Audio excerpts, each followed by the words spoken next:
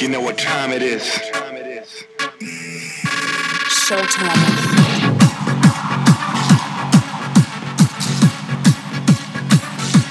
We're born to bounce. Feel the bass. I tell ya. Going to bounce. Get ready. It's showtime. What is up, everybody? Welcome to Showtime with the Apollos, presented by the PewterCast. I am Brent Allen, your host, joined as always by my good buddy Ren, the man Dax. Ren, how's it going tonight, my friend? It's going good. Watching a little bit of the Oscars, and now we're doing important stuff. And here we go. There we go. We got to go to the game. We did. Both of us this time. Both of us got to go. Was there in person. I kind of felt like we got shuffled off to the crying room at church, or got sort of sat at the kiddie tables at Thanksgiving. Yeah. But it's all about baby steps. All about baby steps. Yeah. They had an overflow for the media, and we were over in the overflow room, which I got to be honest. To be real honest, I like the vibe in that room 10 times better than I do the other room. Yeah, we walked over to the actual quote unquote press box, which is just sort of down the hall on the same floor, and it was pretty much anybody that's been there and you've asked them questions and described it. It's even you said it when it's a work environment, like people are working. Like they're typing on their laptops, and they've got stories to do, and they've got all kinds of things they have to get done as soon as possible, and has to be sent out almost instantly after the game's over. Right, and it's one of those things. Like, I know when we've talked to other people about that before, the idea is well, you're not allowed to be a fan, so no cheering, absolutely no cheering, and that is something that they say. They're like, remember, this is a work environment. There is no cheering for either team. And if you break that, we're going to ask you to leave, and, you may lose your credentials for further games.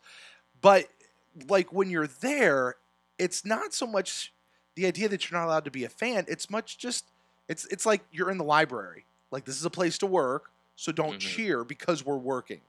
So stuff it.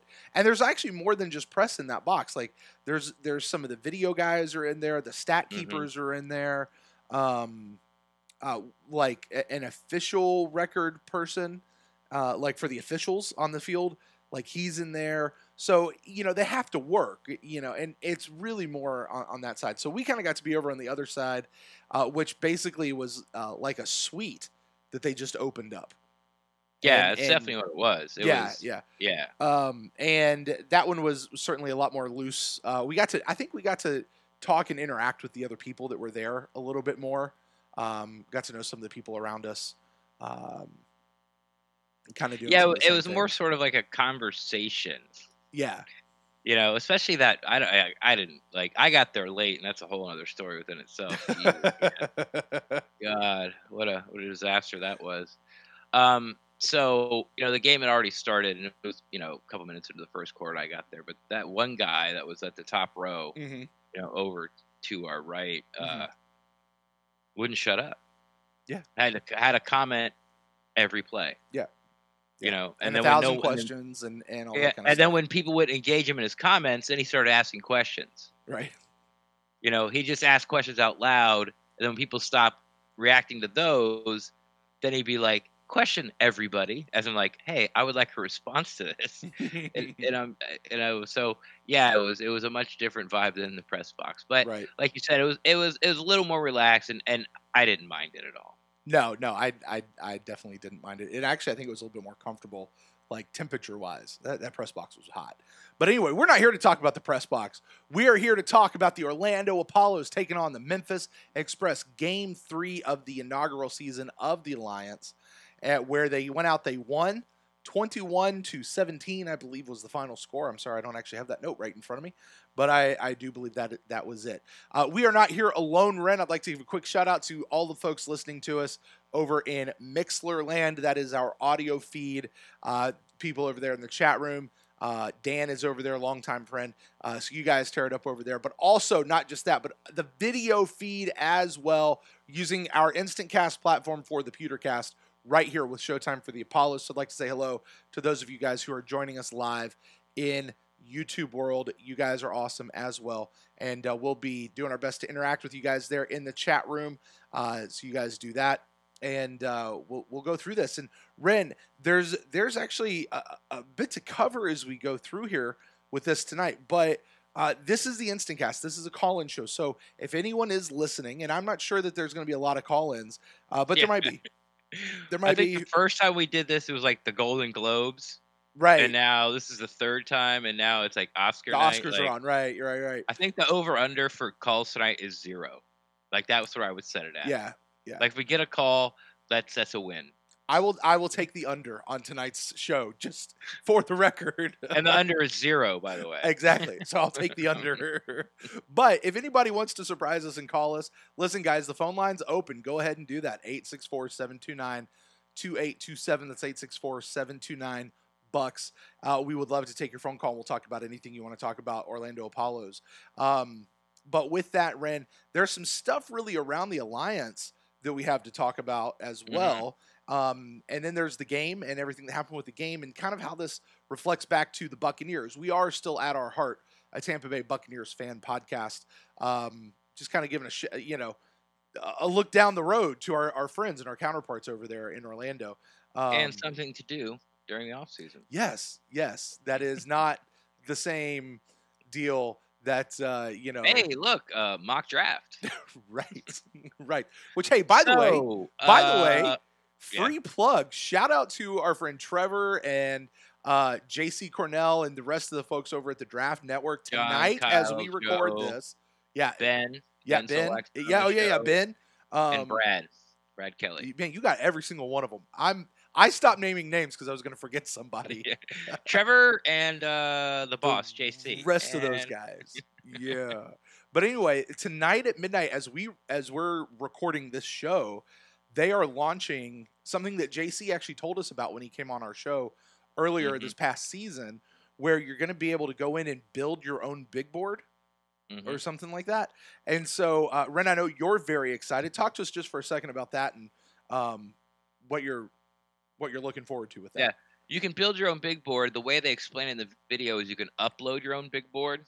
So I'm not sure if that's like in a spreadsheet or whatever it is. Basically, like your own player rankings. Like, hey, I think this is the top prospect in the draft, and go, as many prospects as you want to or can, and you can upload that.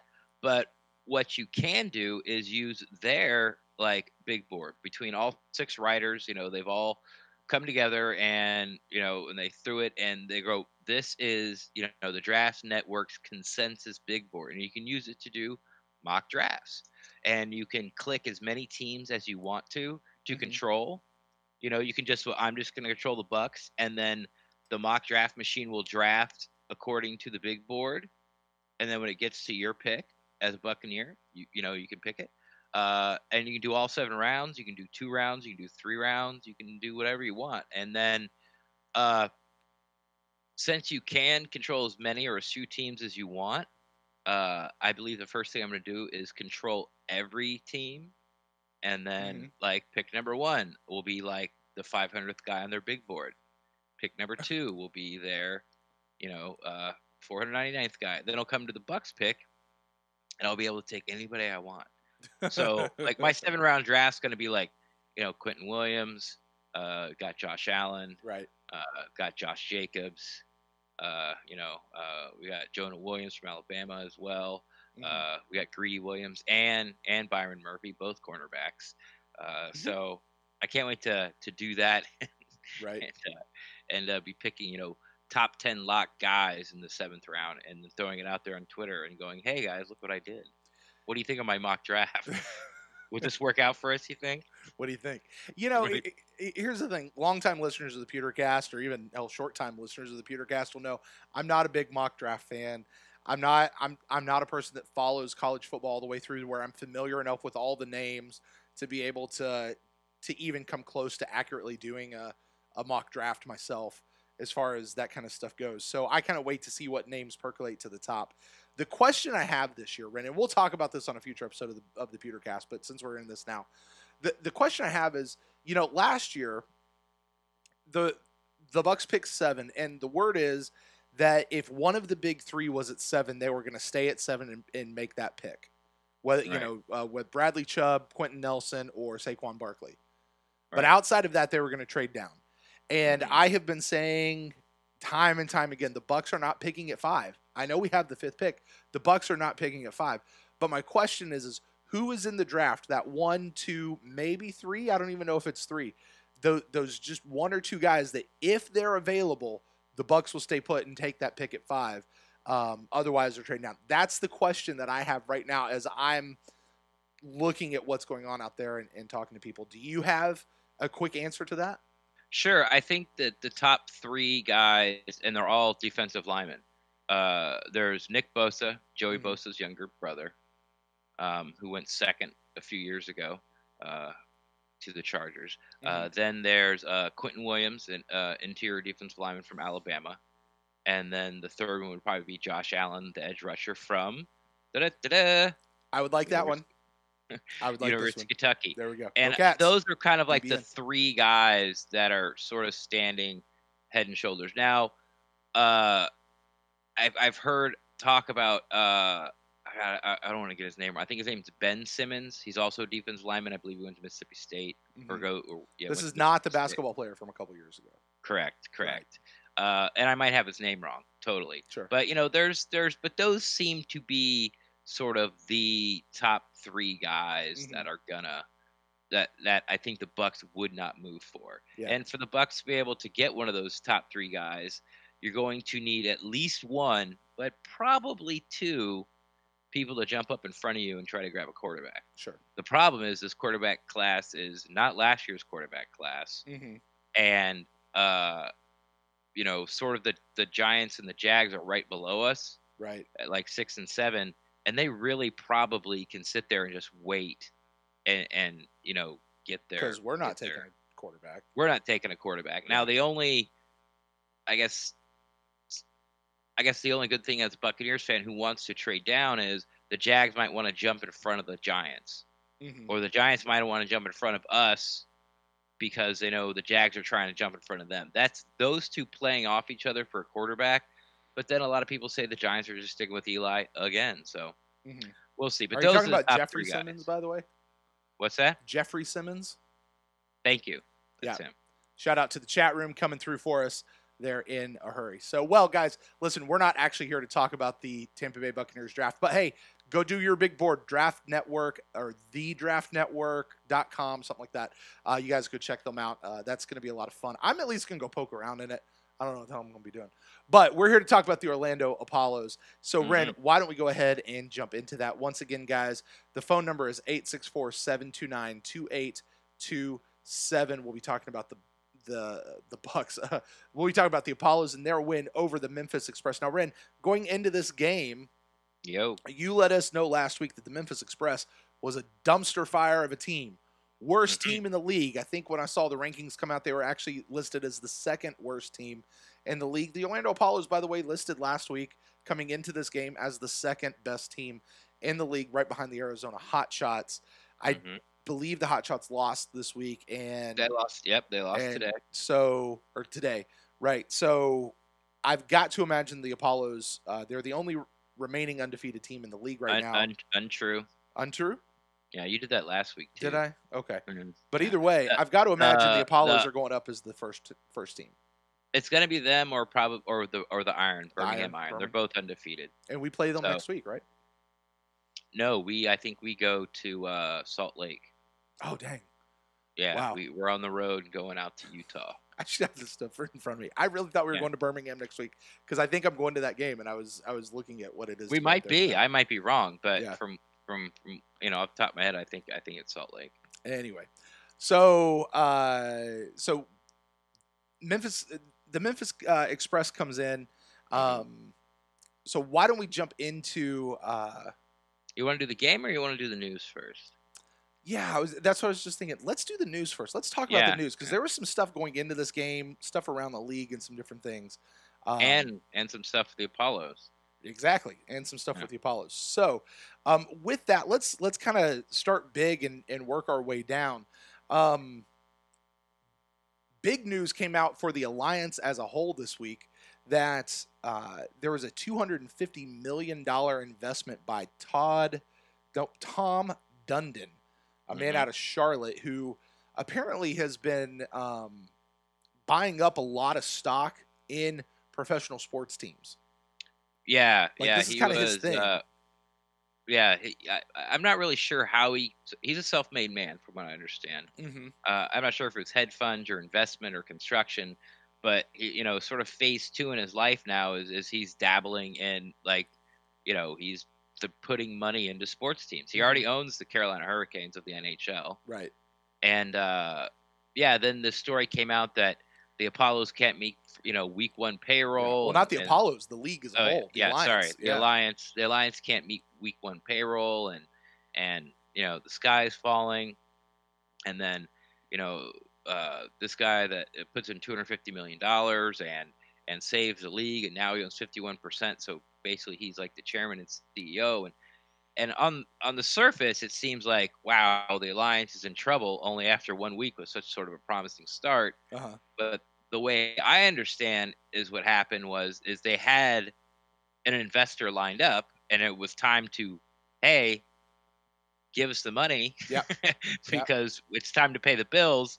They're like, oh yeah, I don't have it.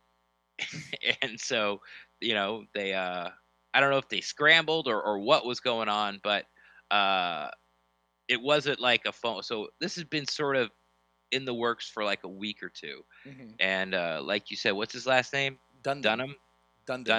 Yeah. So like you said, he's been buying up, pieces of sports teams and all types of sports teams, and so yeah, he made the investment, and it was a minor hiccup that I'm sure the Lions probably didn't want to get out there, but it's not nearly as big deal as it seemed.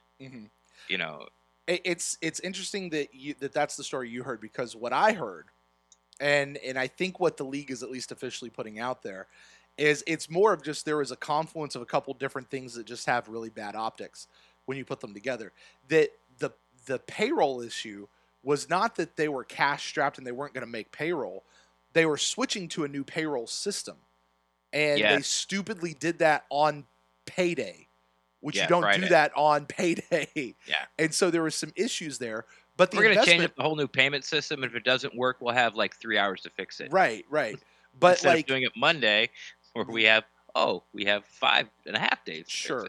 But I mean, here's the thing: nobody makes a $250 million investment taking over majority share of the league on a whim.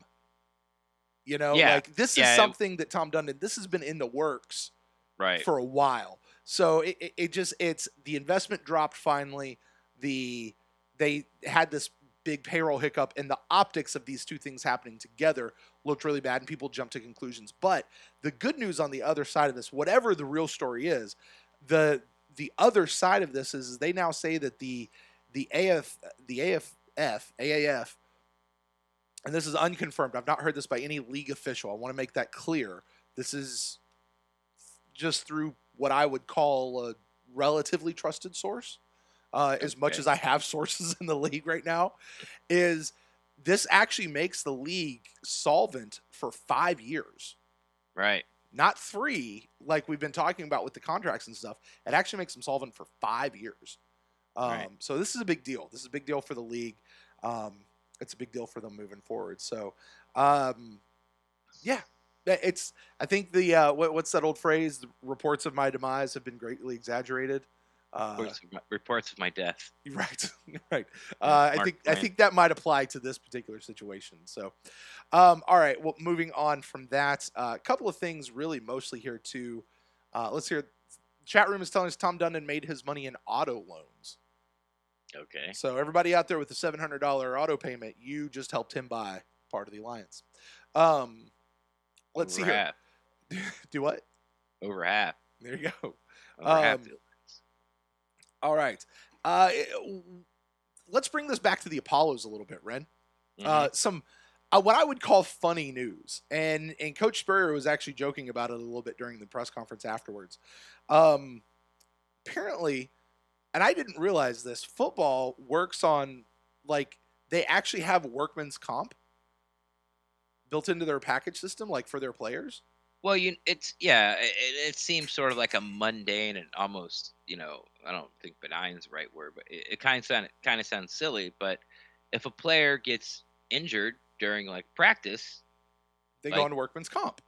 They're going, yeah. It's just you just kind of think in your head, oh well, they have insurance, they pay for it. Well, what's that called?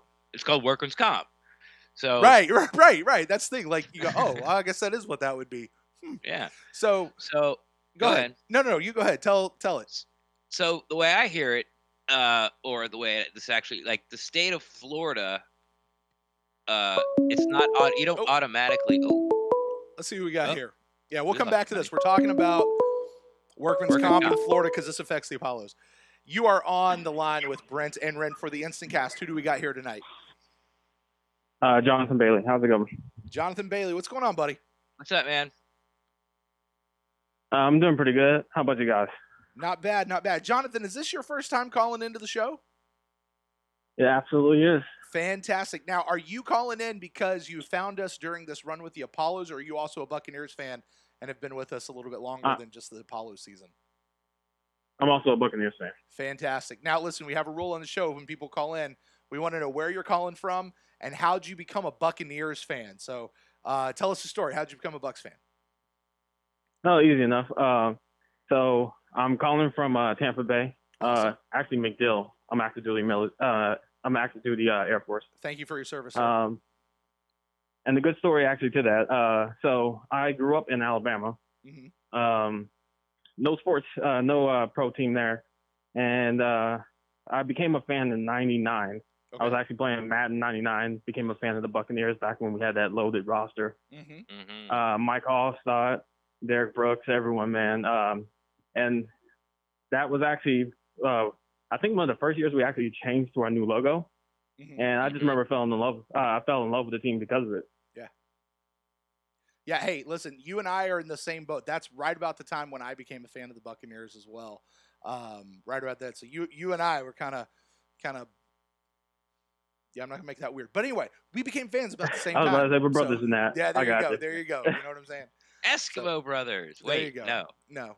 Eskimo whatever. Hey, listen, what is on your mind regarding anything? Go ahead. So basically, I'm gonna bring a little correlation with. So I've been loving how the Apollos have been playing, especially on offense. Defense has been rolling kind of slow in most of the games I've seen. I didn't get to catch this last week. I will say I do love Spurrier's offense. It kind of feels like what we hope the Bucs would be like, that fast-paced, deep threat offense that we would. But for some reason, it just hasn't been clicking for us. But I mean, honestly, I'm loving the whole Alliance football and just in general, just because of how fast it's moving. Do you like you're talking about like the game speed with the shorter play clock? Game speed and just how especially, well, not as much the first half of the first quarter, but if you've been noticing, the Apollos, man, they are not afraid to air the ball out. I mean, granted, they have their weapons in this league to do it too, though. Mm-hmm. Right. Yeah. No, I'm with you, and I think that's sort of where everyone is at right now with this league. Like, you recognize some of the players' names either through college or through the Buccaneers or the Dolphins or the NFL, and then and if you've been an NFL fan long enough, you recognize a lot of the coaches: Dennis Erickson, Mike Martz, Steve Spurrier, Mike Ridley, Singletary.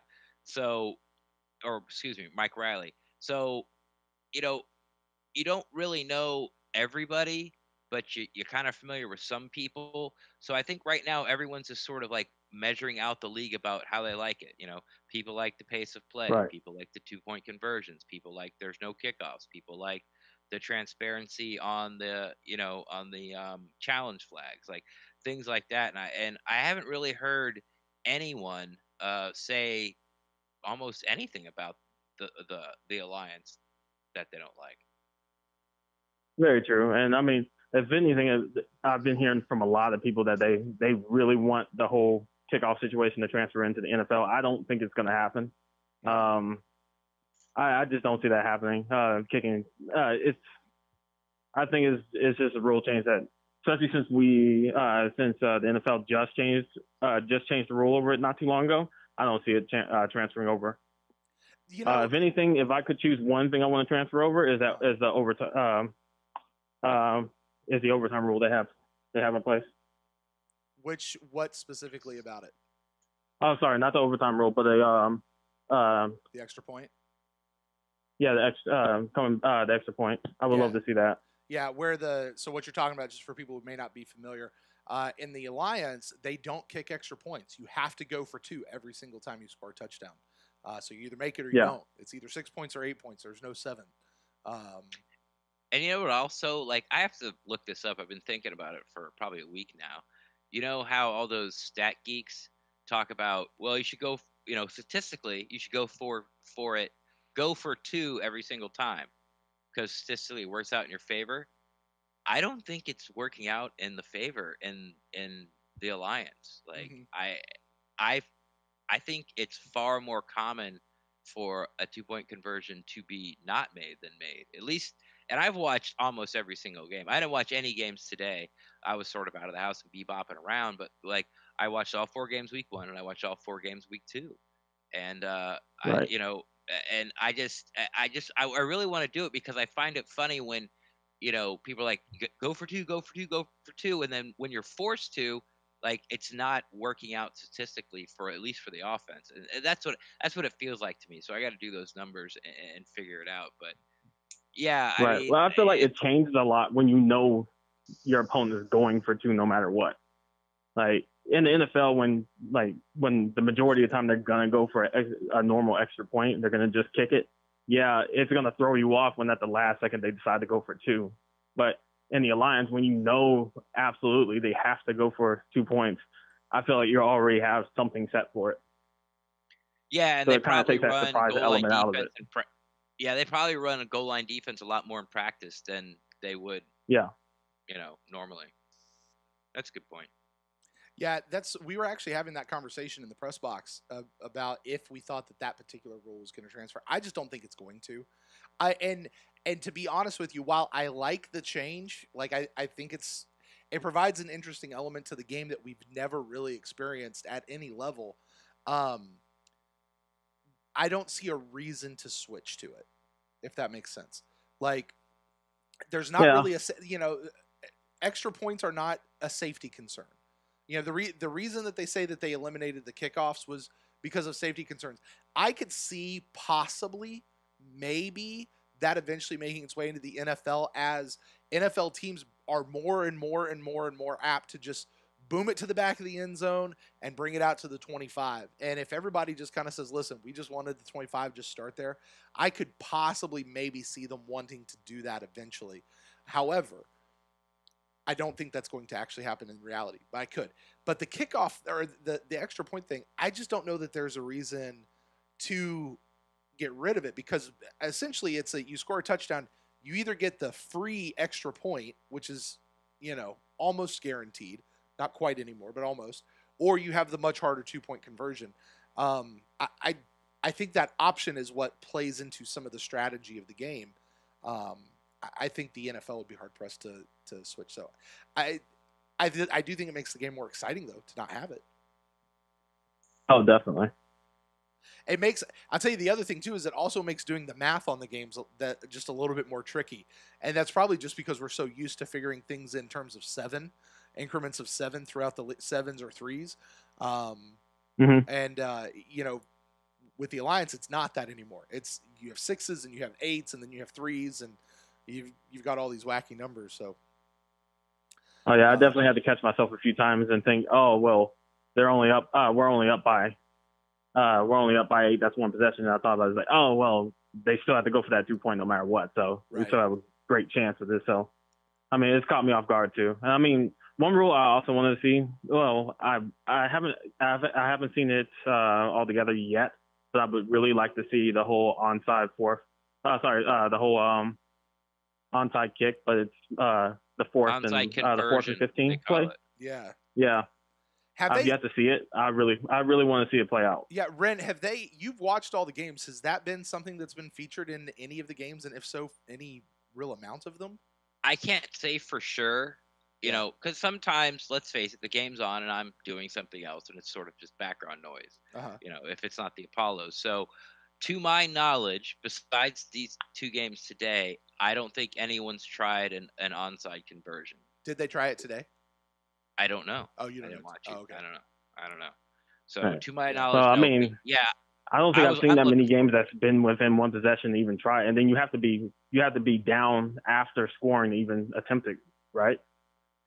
Yeah, you either have to be down by 17 at any point during the game, or you have to be after, like you said, after you score and you make the 2-point conversion, doesn't matter. And if you're down, and it has to be inside 5 minutes in the 4th. Yeah, that's a lot of things that have to come together to get you to that situation, to allow you to even try that. I do know that they said that they tried it during training camp when they were doing some of their scrimmage games.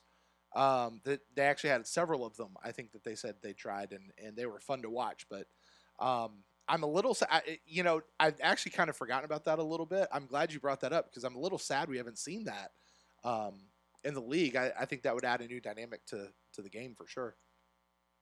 I was excited about that the most. I really did think that we were going to see it at least a few times by now.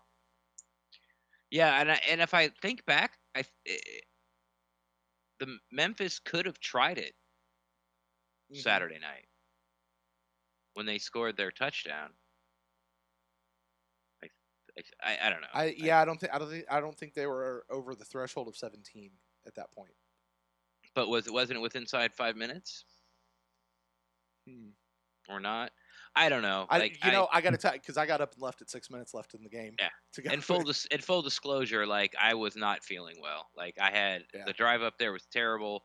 No one wants to hear, oh, you were sick. You got to sit in the press box for Apollo's game, you poor baby. But like literally, like it felt like someone took a walrus penis bone and shoved it up my nose. Like that's how much pressure I was feeling, like in my whole entire face. Like that was the first thing I asked Brent when I sat down. I was like, "Hey, hi, sorry I'm late. Do you have any ibuprofen?" Yes, folks, it had nothing to do with the walrus penis bone that he was asking me at all. So I'll go ahead. I'll go ahead and let the phone lines be open again. But I'm going to leave you guys with one last thing. I found you guys this year. I think I've listened to every single week you guys have come out with something. I don't think I've missed one of your guys' stuff. Mainly because with me working on McDill, I work night shift. So every single time you guys come out with something, I watch it every single night that I see you guys have new content.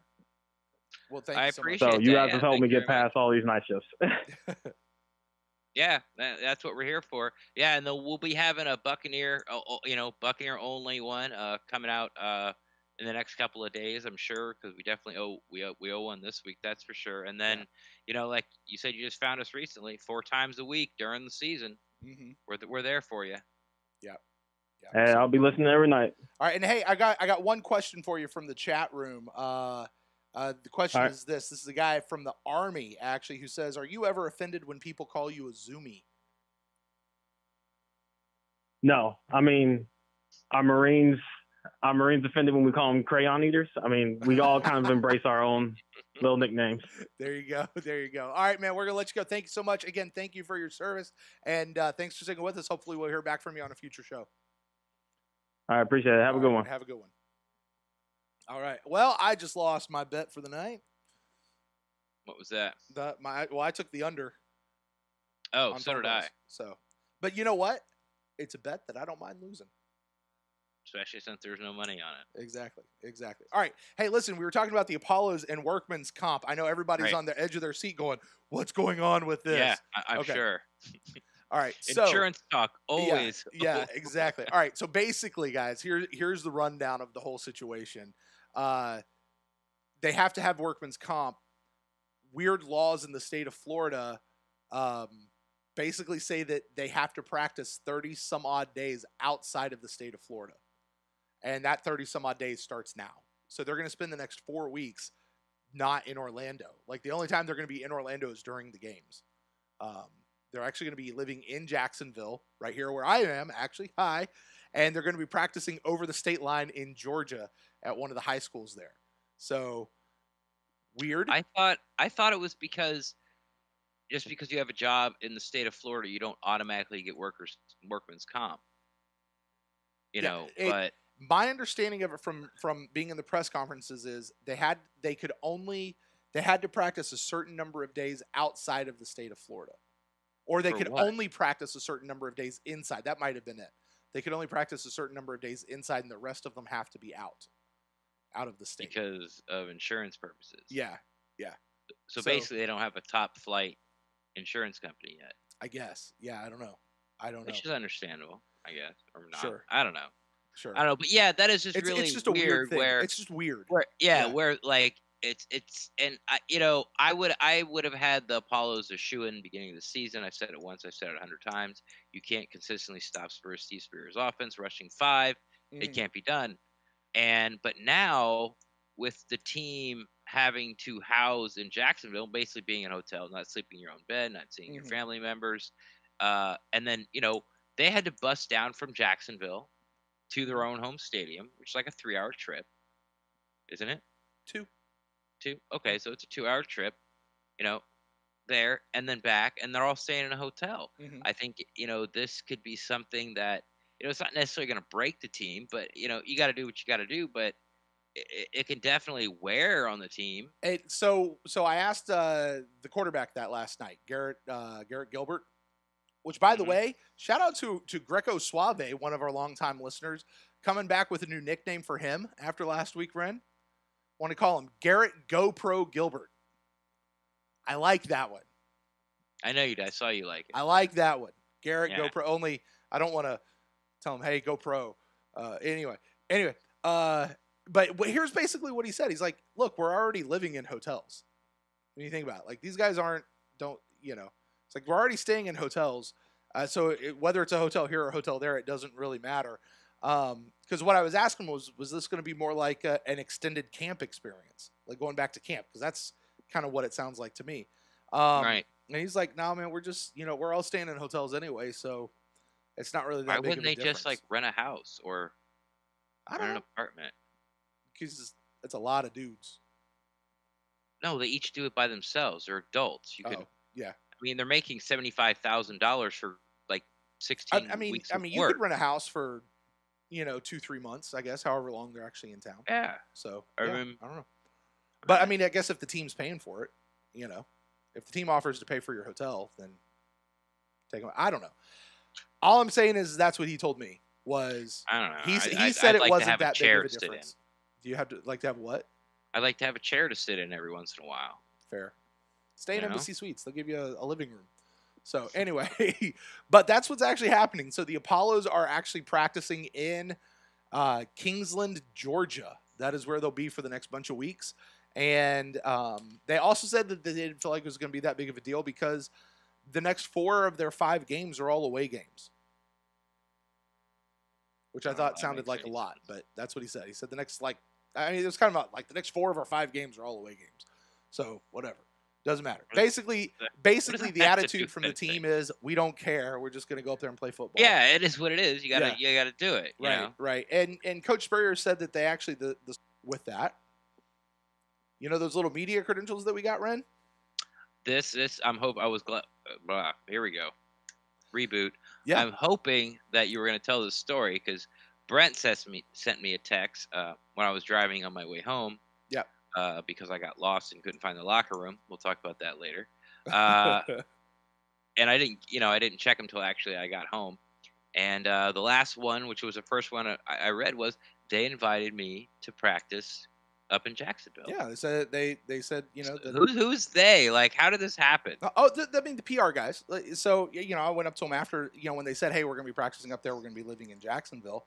I went and said, hey, actually, funny enough, that's right where I live, and would love to come out. And they said, yeah, man, come on out. We'll get you out there. We'll get you invited, and make sure you have your name on the list, and said that we could come out. So I mean, it was pretty. It's not a they didn't extend a engraved invitation with an RSVP logo or anything on it. You know, it's just kind of a offhanded comment with their PR guy. Yeah. They're like, I live in Jacksonville. And they're like, all right, you can come out. Come on. Yeah. So anyway, so we'll be out there. I'll head up there. It's you know, Kingsland's all of, I don't know, 20 minutes away from where I live. So, you know, really? I'll head out there. I'm not going to be there every day. I've still got, you know, real life stuff, but I'll certainly head up there probably a couple times a week. You know, go check out, see what they're doing, do stuff with the, you know, they still have the press conferences coach gets to talk to and all that kind of stuff. So, anyway, so that's that with the Apollos. A couple other notes with the Apollos. Found this. Here's this. Ryan Davis Sr., who was a defensive lineman, who was the guy that I really liked coming out of week 1, went out last week with a head injury. That was the one they brought the card out. Everyone got a little scare. Right. He did fly back with the team. The prognosis when they went in and tested him during last week was actually a lot better than what they anticipated it being. And he is not on the injured reserve. He was just on the inactive list for yesterday's game. So I didn't get to ask the question. I forgot to. I meant to. Was when do they think they'll get him back? But apparently they don't think it's going to be season ending. So should be able to look at getting him back, Ryan Davis Sr. If you guys see him when he comes back out, I think you guys are going to like him. I do think that the defensive line missed him this week because we'll get into this in a little bit, but the defensive line effort did seem to struggle, certainly during this game from more than time to time. Throughout the game, I think it seemed like they struggled.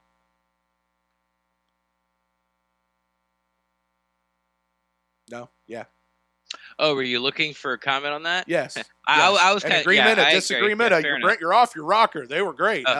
You're absolutely right, Brent. Your football IQ is amazing.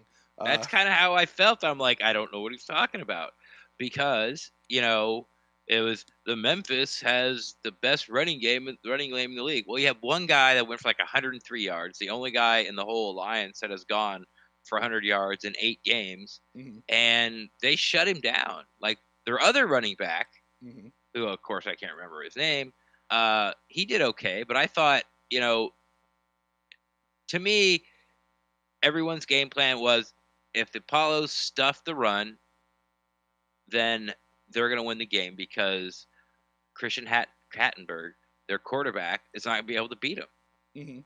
You know, and eventually Spurrier's offense they're going to score. Like they just are. It's going to happen. And that's what happened. Like I thought that they bottled up the Alliance run game. Now things changed at halftime when they set Hattenberg and brought in Mettenberg. And you know, he took some more shots. It seemed like their first half quarterback was all about check downs and playing it safe. And you know, I thought they were getting some pressure on him. I think they picked off a pass on his first drive. But when Mettenberger got in there, he was pushing the ball down the field a little more and challenging the cornerbacks. Our boy from the Buccaneers, Mark Myers, you know, got burned one, called for a big long penalty. So yeah, I mean, I don't think the defensive line was the problem. I would if I would have said what, like, okay, you win, like we win, the Apollos win 21-17. Why they only scored 21 points instead of 40? You know, I mean, you give it 17 points to a team, you should win all the time, right? Yeah. When that team, you know, it's one of those things. 'Cause I have this down as, you know, a lot of people are saying that this was an ugly game or an ugly win for the Apollos. I don't believe in ugly wins. I've been a Bucs fan long enough to know that a win is a win and every win is pretty. Doesn't matter. And you know, I've seen ugly wins. This was not an ugly win. I think this was just a win. The basic deal with the whole thing, as far as the game and how it flowed, Apollos came out, they scored real quick on their 2 opening drives, and they didn't do anything else until about the middle of the second half. The whole game was just a stalemate until about the middle of not the second half, but the middle of the third quarter. And then the Express started doing some stuff. The Apollos started doing some stuff, and basically it was kind of like I don't want to say a shootout to the end of the game, but they went up. I mean, they scored all of their 17 points in that second half under Mettenberg. Right. The Apollos didn't get anything going until later into the third quarter. So, in fact, I was looking at it.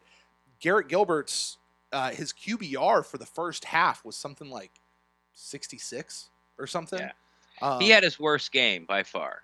Right, except for like in the third quarter, it was like 143.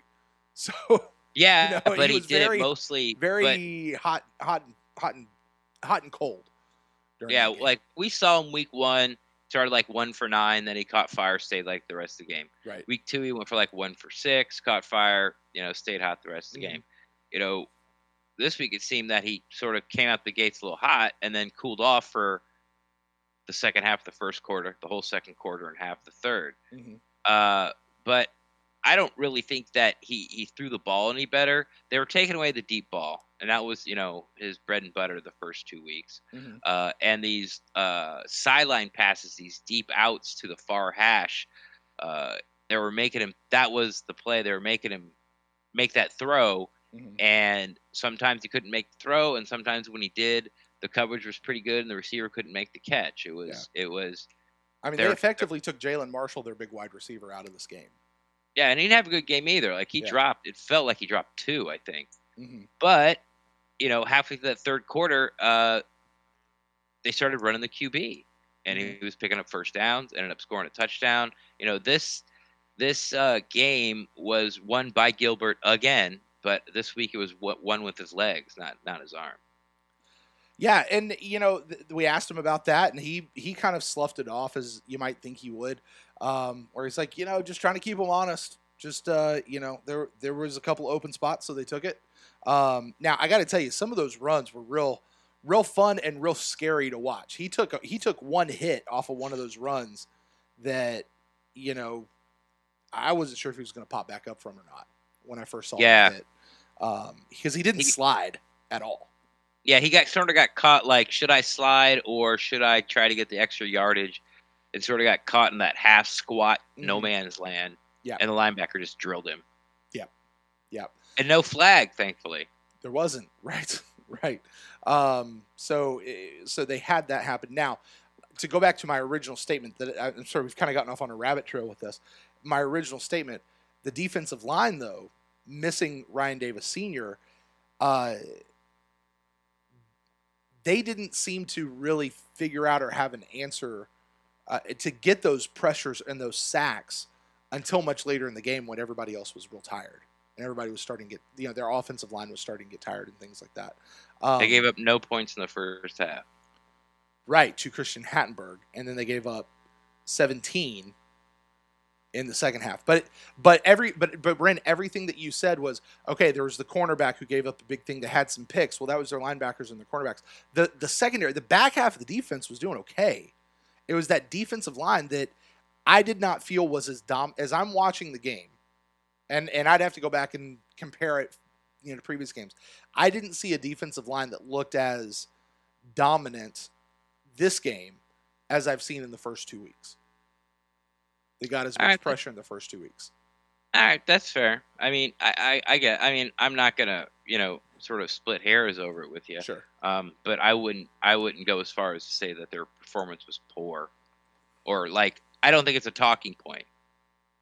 Cool. I think they were just fine. Yeah. I thought that they stuffed the run, and okay, they didn't get as many sacks as you wanted, but they did get a big sack to knock them out of field goal range in the first half, and they were just fine. Like, I'm not going to talk about it because they were crappy, and I'm not going to talk about it because they were great. They were just, like you said at the beginning, people said it was an ugly game. It was an ugly game. It was just a football game, and it wasn't, it wasn't, New England Chiefs. You know what it was? It was like Dolphins Bills. Right. Just a, yeah, exactly. Doesn't matter what your football team is. Doesn't matter what league it is. College, high school, pro. And during the season, your team is going to have one of these games where they're just kind of like, they just kind of don't have it today. Like they're just a little off. But you know what?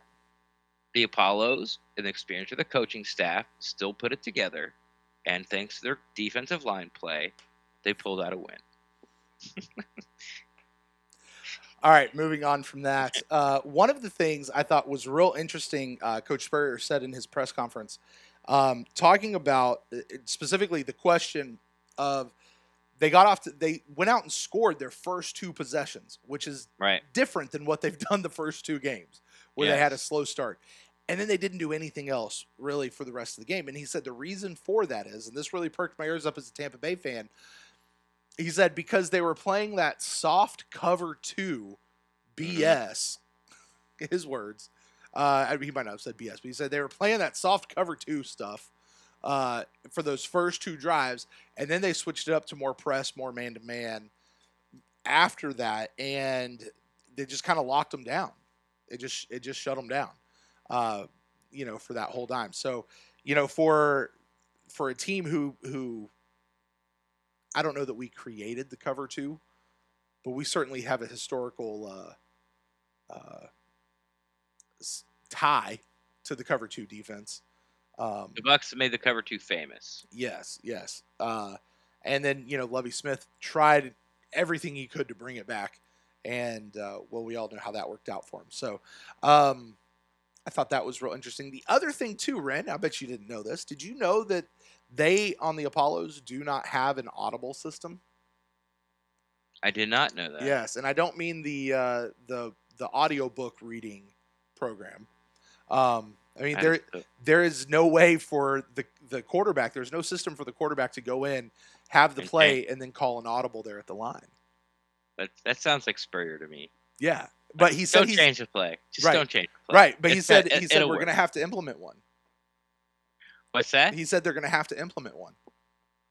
Oh, really? Yeah. So he's come to the conclusion that the coaching on the other side of the field is good enough where they're actually going to have to let the quarterback make some calls at the line of scrimmage to get him in better plays. Yes, and he's going to have to trust his quarterback to basically overturn his play for what he wants to do. So, so he had that. Yeah. Who's the backup quarterback? Austin Appleby. Yep. Yeah. He better keep that arm loose, man. Right. This is dangerous waters. Spurrier switches quarterbacks like some people switch underwear, man. Like this guy, and once you give your quarterback a green light to get out of his play, and the first time you get out of his play and your play fails, start warming up QB2. Right. So found that real interesting. Other thing that happened this week, the running back situation. Akeem Hunt has been the starting running back for the Apollos for the first 2 weeks. Not this week, though. USF grad Dernist Johnson, he took over, and rightly so, I think, as the starting running back. I did happen to ask Coach Spurrier if he did enough to stay, if he will stay as the starting running back. I don't know. How many yards did he get? Exactly. 78? Yeah, he'll be our starter. Yeah, he'll be our starter. Well, at first he was like, yeah, I guess he should be all right. He's right. How many you get? So, he got 78? Yeah, he'll be our starter. He's so funny, and that's just how he does it. Yeah. And then you listen to because Brent was nice enough to send me he had his recording equipment there, his phone. And he sent me the recordings. Those were the text message I got, and I was listening to one Mike Singletary. And of course, one of the questions Mike Singletary was like, "Hey, who starts next week?" Mike Singletary, well, I don't think it's really smart to go ahead and make a decision right now. I'm gonna have to watch film. And then you got Spurrier. So, which running back's gonna start? Sure, this guy will start. How many get 78 yards? Okay, yeah, that's it. He's a starter. Right. They're so different. Right. So. So he will do that, and I, and he also praised Davion Smith, the other running back. He did look good too. Who had a pretty good, and actually Akeem Hunt, for what he got in there, he actually did okay this week. He wasn't horrible. I think he broke off one, 8-9 yard run, something like that. He didn't get a lot of touches, but the few that he was in there, he did okay. But Dernist Johnson. So for Bucs fans who also happen to be USF grads, or if anybody out there happens to have USF Bulls gloves, which that should make you happy. Yeah, I would have liked to seen him get a few more carries. Apparently, he set the team record Saturday night with 78 yards, 79 yards, whatever. Like that's the most rushing yards they've had in 3 games. So I thought he ran the ball better against the Commanders the week before. But yeah, he'll be fun to watch going forward. It'll be fun to watch going forward. Yeah, should be something. So, and let's see here. Outside of that, this just a little tidbit. Also coming out kind of after the game, talking to some of the people. Apparently, most of the sideline photographers and videographers on that big run by Garrett Gilbert, where he kind of did the fake and then he ran it in for the touchdown. Most of the photographers all said that they bit on the fake, so they missed. Like they're all their taking shot. Pictures of the running back with no ball, right? And so they're all like looking around, like apparently, I mean, somebody got it, like 1 or 2 guys got it, like so whoever it is like, yeah, they're gonna get paid. They'll get paid for that photo, because it's like there's only 1 or 2. Yeah, one of the 2 instead of 9. Right. So I thought that was kind of fun getting to talk to some of the guys. Did you ask how much? I didn't. I was more. It was more. I wasn't in that conversation. I was just overhearing. Dropping eaves. Were you? Yeah. Sam. Yeah. So this press conference room was a lot different than week 1. I got to tell you, it was a lot more fun. It wasn't nearly as stuffy because all the in every offense intended when I say this, all the newspapers and radio stations from Tampa Bay to Jacksonville did not send their people again. They all went out week 1. And so you had all these guys out here who are longtime veteran sports writers for big news, pieces and stuff. And they're all just stuffy. They're too good to do whatever the PR guys want them to do because they want us to like pass around a microphone so they can get the recording of it and stuff like that. And they were all too good to do it. And, they just kind of jumped in and butted in and, had this I can't believe I'm here on a Saturday night wasting my time attitude, kind of a thing. And the people who were actually there this week, I mean, still legit people covering the team. It just seemed to be people that we're happy to be there. Yeah. We're happy to be there. So or wanted to be there. Yeah. So it was a lot more fun there in the press conference room. So, but with that, Ren, at the end of the day. And this is what Steve Spurrier said. Look, at the end of the day, they won 21-17. He said the football gods are smiling on them again. Whatever that crap was in South Carolina, that's gone. The football gods are smiling on him again. He said that about 4 or 5 times. The football gods are smiling on me again. And he was happy just to get on and get to work. So, man, that's about all I got for this week. Did you have anything else you wanted to touch on? No, I don't think so. Well, yes, we do. We have to give a huge shout out, and I think you'll agree with me, to Yuri, the Greyhound mix. Oh my gosh. Yes, absolutely. Okay, so let's paint this picture. So we got our friends Corey and Kevin Sloan texted us and said, hey, they were there at the game. And so a little bit before halftime, I don't know, maybe about 5 minutes or so left in the first half. You and I slipped out of the press box and we went down and actually walked around the stadium to go find them. And we got to find them and sit there and talk to them for a little bit. And as we're sitting there talking to them, halftime happens. And all the teams go in. By the way, halftime is only 13 minutes in the Alliance. Okay. Which is a little bit, it's a little bit shorter. But anyway, and they announce that the halftime entertainment, and you look down and here's like 2 or 3 dogs coming out onto the field on leashes. It's going to be dogs with flying discs. They don't say Frisbee. Right. That's a brand name. Right. Dogs with flying discs. Yes. So I proceeded to make as much fun of them as I could possibly rattle off in 30 seconds. Yeah. Because this was going to be dumb. Absolutely. We're here to watch dogs catch Frisbees. Are you kidding me? Flying discs.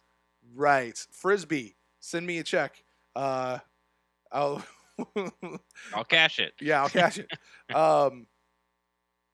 Ren, I got to tell you, by the time this was done, this was the best halftime show I've ever seen in my life. And I'm going to go and include every Super Bowl halftime show. The Super Bowl should have these dogs come out and be their halftime entertainment. These guys were great. I had tears in my eyes by the end. I'm sure everyone's seen, maybe live, maybe videos on YouTube about, dog catching frisbees, right? Sure. Like, the first one comes out, it's like it's like a border collie who's like 6 or 7 years old. And, it was a 2016 disc catching champion. And, he jumps off his back and throws it through his legs and does a couple of long tosses. And, it's like, okay, yeah, it's kind of cool to see it there because you sort of get the perspective of actually how far he's throwing the disc, and how, like, the dogs, it's running like 50 yards one way, then back to the owner, then 50 yards the other way, then back to the owner. And the dog's doing a lot of running. Yeah, and he's going for, 5 minutes, we'll say. Yeah. Then they bring out, which, if your brain works this way, which mine does, is a tandem, 2 younger dogs. And basically what I'm thinking is, okay, this guy has a 2016 champion. Now it's 2019. Like, that dog can't compete much longer. Mm-hmm. So let's bring out, here's my next generation of superstars, right, Right. These 2 younger dogs, and they do some tricks and stuff, and they're both running, deep routes at the same time, opposite end of the field. And it was like, okay, that's fine. But then, my friend, right, we would like to turn your attention to the south end zone where Yuri, the Greyhound mix, is going for the world record for outside disc catching and throwing live at a sporting event. Like, that's the record. Yeah. Like, it has to be live at a sporting event, and it had to be, like, outside. Like, there's all kinds of records. It has to be after 9 o'clock in the Eastern time zone. With a humidity of 62.3%. Anyway, the world record, and I've seen this on Twitter now. Like, Barstool Sports has actually picked it up. Yeah, I saw it. Yeah, I saw it getting put out there. Yeah. So, Yuri, like, the record's 80 yards. Yeah. The first thing that pops in my head is, like, this guy's got to throw a Frisbee 80 yards. Right. Like, I'm not really worried about the dog. I'm like, dog, I just watched, like, 3 dogs run, like, accumulation of, like, 1,200 yards in 5 minutes. Like, I know the dog can do it, and that's what the problem was. The owner goes and, he's hyping up the crowd and people are getting into it. And as soon as he'd launch it, it'd get about his side of the 40 or the 50. And then it starts to tail towards the sidelines, right. And losing steam. And so it's not making it because if he's throwing it from the goal line, so obviously he's got to make it to the opposite 20. Right. And he tries once and the Greyhound catches it, but he's like out of bounds. Nope, 2 feet not in, and it's short anyway. Right. It was like 60. It was like 60 yards. Yeah. For that one. And then the dog comes running back, let him rest for a little bit, like 5 seconds. Bit, yeah. Like, as long as it took the guy to turn around and throw the disc, that's all the rest he had. So, second time out of bounds, short. Third time short, out of bounds. And then Corey asked me a question about the draft. He's like, what do you think's gonna happen? And I look at him going, I'm watching Yuri. Because now it's like, this is it. This is the last one, and they're going for a world record. And as soon as the guy releases it, I just put my arms up. I go, this is the one. Right. Like, you could just tell. You knew it. It was easy. It started low. Yeah. It wasn't hooking or tailing. It was climbing still, like across the 50. And it just sailed. It just kept sailing. It kept going and going and going. And then you see it start to stall, and it's starting to float down. And by that time, the Greyhound mix, Yuri, has run the distance and is just waiting for it to come down. Right. And you could see he's on the other side of the 20. Right. So now it's just like, all you got to do is catch it. Oh, yeah. Just catch it. It's coming right to you. Right. Just come on, boy. Come on, boy. You can do it. You can do it. And it's like a good, 2 seconds. It feels like 5 minutes of everyone just staring at this Frisbee come floating down. By the way, the entire stadium is silent. Everybody's rapt attention on what's happening right here. All 20,000 people rapt attention. And then, of course, since we're doing this shadow, obviously Yuri pulls through. Yeah. Oh, he got it, buddy. He got it. And the stadium erupts. Probably the loudest cheer of the night. Yeah. Yeah, absolutely. It was the best part of the whole game. I'm utterly convinced. I owe my apologies. And tip of the cap to Yuri and to all the dogs. Is, man, it was just a fun halftime show. It was fun. It was very entertaining. What in the world? As soon as Yuri caught it, I look at you and I go, "Why am I not recording this?" Right. And I went, I know, right?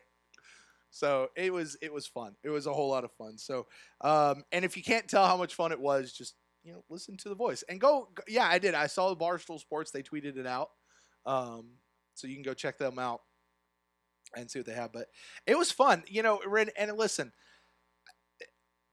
The Apollo games. It's a different vibe, man. It's a different vibe, but it's fun. Yeah, it's different in a good way. Yeah, it's worth getting out for. And we've got a question over in one of our chat rooms asking about how can we, just kind of the regular folks, help promote the Alliance. And listen, honestly, one of the best ways you can do is get out to the games and take people with you.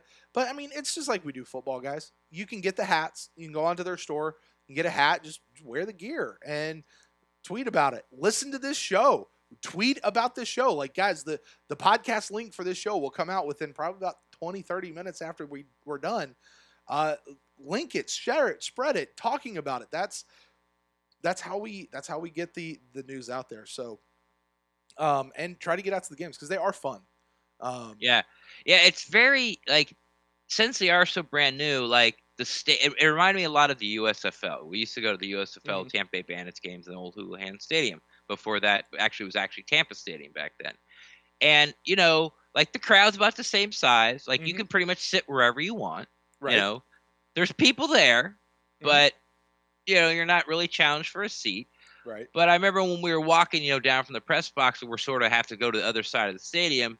We're walking, on the walkway between the first and second level. And, there's, like, kids running around with, like, their best friends. And they're not paying attention to the game, but they got like pom-poms stuck in their hat or their hair. And, they're just having the best time. They're not being unruly. They're not being crazy. They're not, being anyone's way. They're just like hanging out as friends. And what I really liked was you could stop and stand somewhere without somebody in like the next 5 seconds coming up to you and go, "Hey, go find your seat." Like, you could just, like, we just sat there all of halftime and a little bit in the third quarter. And just sat there and talked to Corey and Kevin, like, over like a fence, in a place where at Ray J, you could have stood there for 8 seconds before somebody came up to you and told you to move. Yep, exactly. It was like it's a different vibe. It's sort of like a family vibe, and it just, it's fun, man. It's fun. It doesn't take itself, at least in the stands at that Apollo game. I felt like people were there just to watch the Apollos and have a good time. Yeah. They weren't so invested in the team where it's life and death. They just, like, I'm a fan of the Apollos. I hope we win. I understand that this is not going to be the best football I ever see in my life. But that doesn't matter. I want my team to win. And you know what? They won. Right. And Yuri set a world record. Yeah. Yuri set a world record. And listen, and there were fun, entertaining moments in the game. From 83 yards, by the way. Was it 83 yards? I don't think I ever said it. Yeah, 83 yards. Nice. Yeah, no, the game was, it just wasn't the first two games. Yeah. They didn't score 40 points or 39 points. They scored 21 points. And to be fair, they could have scored 29, but they took a knee like 3 times inside the 3-yard line because they could just run out the clock. Right. At the end of the game there. So, all right, Ren. Well, that is going to get it for us, man. Next week, Gosh, I really should have this stuff pulled up. I was getting ready to pull this up, and you started talking about Yuri, and I got all excited. But listen, we will be back next week. I don't know who they're facing. We'll figure it out then. But we'll be back right here, guys, 10 o'clock on Sunday night. And you guys definitely make sure you're looking out for the new show that we have coming out for the Buccaneers. For the actual PewterCast proper, we'll have a new show coming out for you guys a little bit later on this week. Next week, you're right, we are at Salt Lake. That will be on Saturday at 4 o'clock. You can watch that on Bleacher Report Live. Will be how you guys can catch that, unless you want to fly all the way out to Salt Lake. I'm not gonna. But if you did, then there you go. Or maybe you live out in Salt Lake. You guys want to get in touch with us here at the show, shoot us an email. Would love to get your thoughts on the Alliance. We actually have a few people who've sent us in some emails that are Bucs related. We'll get to those on the show coming up later this week if you're one of the people that have sent those in. But either way, you got thoughts on anything. Anything surrounding the Apollos, anything surrounding the Buccaneers, shoot us an email to thepewtercast@gmail.com. We'll make sure we get to that on a future episode. Quick shout out to our patrons. Would like to say hello to you guys and thank you so much for your continued support. You guys make the show, and I'd like to say hello to Dan, our newest patron. You guys can check out all the stuff that's going on over there. Find out what it is to become a patron at patreon.com/thepewtercast, and you can join that growing community of people over there. Ren, as we get out of here tonight, buddy, why don't you tell the folks where they can find you on the internet? Best place to find me on Twitter at Rendax, REN_DAXT. I'm always down to talk Buccaneers football, but of course, for these next few weeks, also Apollos. There you go. If you guys want to get a hold of me, you can find me on Twitter and on Instagram at Brent Allen Live. Would love to connect with you guys there, and you can connect with the show at the PewterCast on Twitter and on Facebook as well. Once again, the email address is thepewtercast@gmail.com. Would love to get with you guys with that. And like I said, we'll be back later this week. We'll definitely be back next week, Sunday night, with the InstantCast. Phone lines will be open. Who knows what the over and under will be then on phone calls. We'll talk to you guys then. And until then, guys, take aim and go Bucs. I got to press stop here.